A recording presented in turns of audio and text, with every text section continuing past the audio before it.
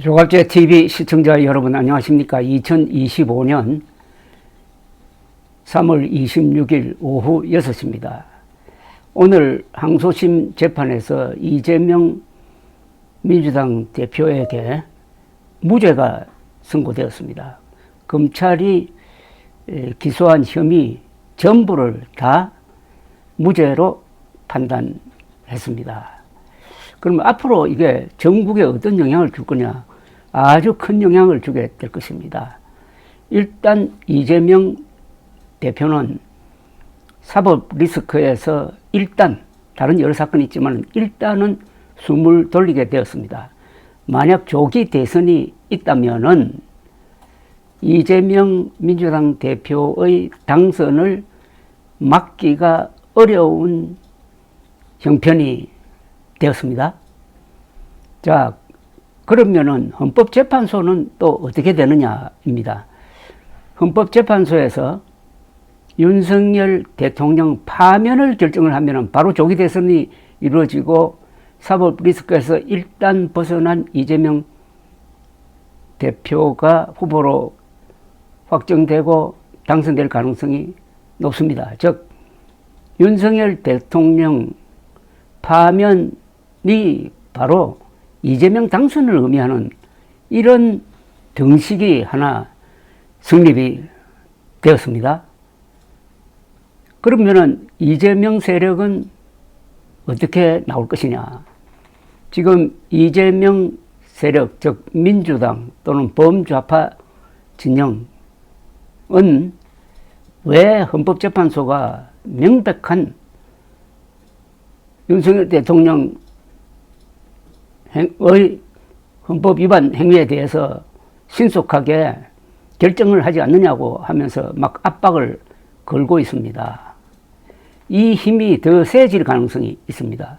왜냐하면은 이제 헌법재판소가 파면 결정만 하면은 이재명 대통령 당선 확실하다 하는 생각을 하고 있으므로 이제는 총력을 다해서 헌법재판소로부터 파면 결정을 이끌어내려고 아마 온 힘을 다할 것입니다. 그러면은 윤석열 세력은 거기에 또 어떻게 대응할 거냐? 윤석열 세력은 위기감을 느끼겠죠. 또는 당혹감도 느낄 거라고 생각합니다. 무죄 선고가 나오기를 예상했던 사람은 그렇게 많지 않았을 것으로 보입니다. 그리고 허를 찔렸습니다. 그러면은 당혹감에서 이제는 위기감이 절박감으로 이렇게 올라가면서 더 격렬하게 저항할 가능성이 있습니다. 이 양대 세력의 대결은 오는 주말 아마 어느 쪽이 더 많은 인원수를 동원하느냐 하는 경쟁으로 나타날 것이라고 봅니다. 지금 이재명 세력은 이렇게 주장을 하고 있습니다. 그동안에 윤석열의 정치 검찰이 얼마나 집요하게 무리한 수사를 했느냐. 이제 그 사실이 확인됐다. 막 이렇게 나올 겁니다. 여기에 대해서 윤석열 지지층은 무죄 선고를 한 재판부를 아마 비판 또는 비난하게 될 것입니다. 그런데 어느 쪽이 중도층을 더 설득시키느냐의 문제입니다. 어느 쪽의 논리가 중도층에 더 먹힐 것이냐의 문제입니다. 즉, 정치검찰에 의한 탄압이었다라는 민주당 측의 주장, 그게 아니고 2심 재판부가 정치적 판단을 했다라는 주장, 어느 쪽이 먹힐 것이냐, 이게 또 하나의 관건입니다. 그리고 이재명 대표가 편하게 된 점이 하나 있습니다. 당내에서 이제는 후보 교체론이 나오기가 힘들 겁니다. 여러 상황을 이렇게 종합을 해보면은 전체적으로는 이재명 후보가 유리해진 점이 있다. 그리고 전체적으로 보면은 헌법재판소에 대한 압박이 더 강해질 것이다. 양쪽으로부터. 이재명 쪽, 윤석열 쪽으로부터. 그러면 헌법재판소가 어떤 결정을 내릴 것이냐 하는 것이 결국은 이 정치 상황의 고기가 바로 결정적 장면이 되는 겁니다.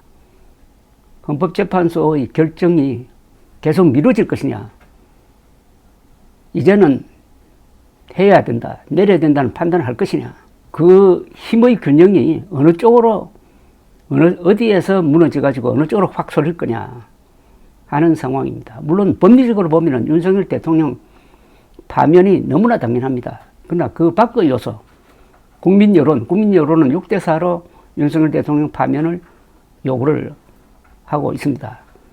그리고 최근에는 광장에서도 윤석열 파면 요구 세력의 세가 커지고 있습니다.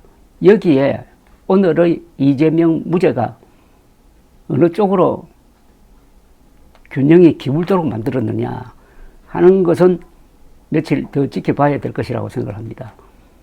이 판결 내용을 쭉 읽어보면은 이게 누구를 봐주기 위한 무리한 판결이다 하는 확신은 서지 않습니다. 그러니까 아주 그 사실에 대한 해석권을 가진 이 재판부의 판단이니까 일단 제가 왜 무죄를 받았는지 그 이유를 설명해 드리겠습니다. 서울고법 형사 6-2부 재판장 최은정은 오늘 공직선거법 250조 1항에서 정한 후보자 행위에 관한 허위사실 공표죄에 해당하지 않는다면서 피고인은 무죄라고 선고를 했습니다. 작년 11월 15일 1심에서 징역 1년에 집행유예 2년을 선고받은 지 131일 만이었습니다. 오늘 항소심 재판부는 경기 성남시 분당구 백현동 부지 용도 변경과 관련하여 국토교통부의 협박이 있었다고 한 발언과 김문기 전 성남도시개발공사 개발사업 1처장과 골프 친 사진은 조작됐다는 발언을 유죄로 인정했었지만은 오늘은 이게 무죄로 선고되었습니다. 2심 재판부는 이 두 발언을 포함해 검찰이 혐의를 적용한 모든 발언에 대해서 허위사실 공표죄로 처벌할 수 없다고 판단했습니다. 1심에서 유죄 판결을 받았던 제가 김 처장과 골프를 친 것처럼 국민의힘이 전체 일행 중 일부를 떼서 사진을 보여줬던데 조작한 것이라고 한 이 대표의 발언에 대해 오늘 2심 재판부는 무죄라고 판단했습니다. 재판부는 골프 관련 발언을 김문기와 함께 간 해외 출장 중 골프를 안 쳤다고 해석할 수 없고 허위성을 인정하기도 어렵다고 했습니다.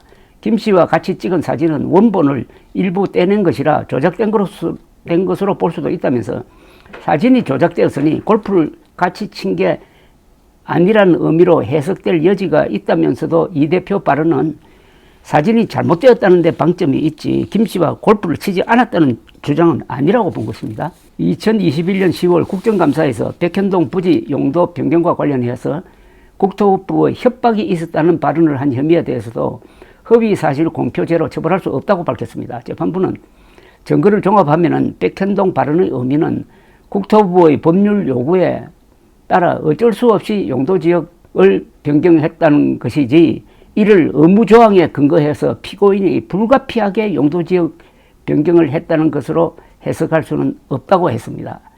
이어서 재판부는 이 발언은 민간업자에게 특혜를 주기 위해 용도를 변경한 것 아니냐는 질문에 대한 해명을 요구하는 과정에서 나온 발언이라면서 용도지역 변경이 피고인의 자의가 아닌 타의에 의한 것으로 당시의 입장을 어쩔 수 없이 불가피하게라고 압축한 것인데 이 표현은 상대적으로 주관적인 발언이라고 했습니다.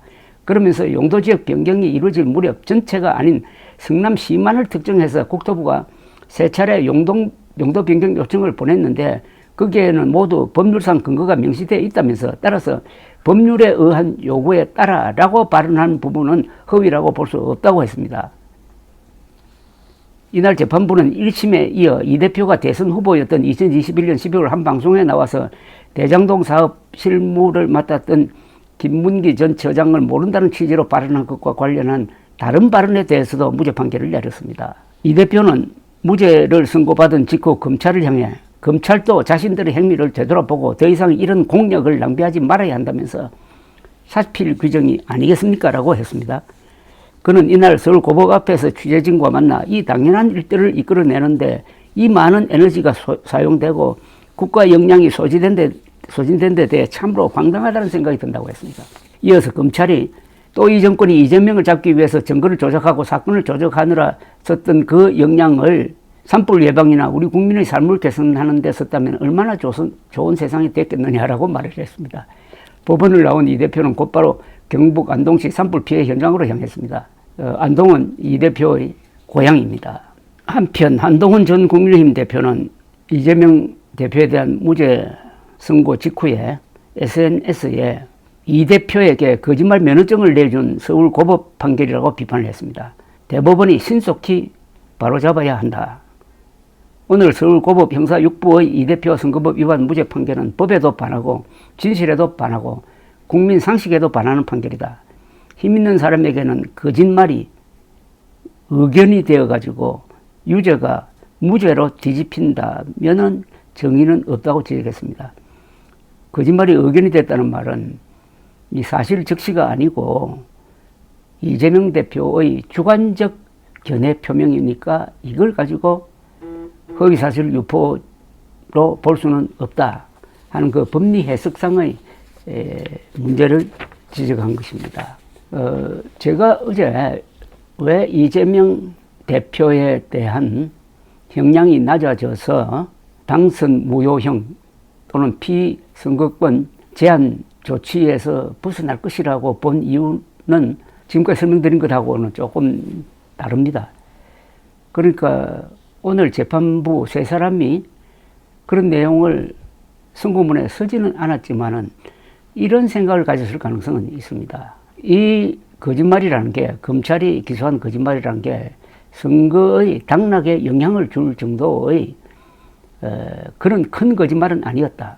첫째, 당락에 영향을 주지 않았다. 그 다음에 이재명 대표가 거짓말을 해가지고 당선되었다는 증거도 없다. 오히려 떨어졌다. 낙선되었다. 낙선한 사람에 대해서 이런 확실하지 않는 좀 애매한 걸 가지고 기소를 해가지고 상당 기간 정치를 하지 못하도록, 즉 피선거권을 출마를 하지 못하도록 묶는 게 이게 과연 정의로운 거냐, 너무 심한 것 아니냐 하는 그런 생각도 할 수 있었을 것이고, 그러면은 윤석열 대통령은 지난 대선 기간 거짓말 안 했느냐, 거기에 대한 어떤 법적 제재가 들어가지 않는 상황에서 낙선한, 그것도 0.73%포인트로 아슬아슬하게 낙선한 이재명 대표에게 피선거권을 제한할 수 있는 그런 선고를 하는 것은 이것도 무리가 아닐까 하는 그런 생각도 있었다고 봅니다. 그러나 그게 법리적으로 구성된 바는 없었습니다. 그리하여 이재명 대표는 상당히 홀가분하게 되었는데, 이게 하필 이 탄핵 정국에서 이런 판결이 나옴으로써 본 게임이라고 할 수 있는 이 헌법재판소의 분위기도, 그리고 그 헌법재판소의 재판관들에 대한 압박도 아주 더 거세지고 해서 이번 주말을 지나보면 알겠지만은 이 큰 흐름에 어떤 영향을 줄 것으로 봅니다. 이 대세라는 것은 윤석열 파면입니다. 윤석열 파면 쪽으로 가는 대세가 더 굳어지든지 아니면은 윤석열 쪽의 저항에 의해서 어떤 저항선이 형성이 되든지, 하여튼 한국의 정치는 항상 이런 드라마를 만들어냅니다. 이 드라마가 지금까지는 법치 안에서 민주적 절차에 의해서 이루어졌으므로 우리 체제가 견딜 수가 있습니다. 그러나 앞으로도 계속 그렇게 될지, 그것은 우리 다수 국민들이 가지고 있는 공동체에 대한 그 아끼는 마음, 공동체를 파괴하는 사람은 안 된다 하는 그런 마음이 모여야 법치의 범위를 벗어나는 어떤 행위를 억제할 수 있을 것이라고 생각합니다. 감사합니다.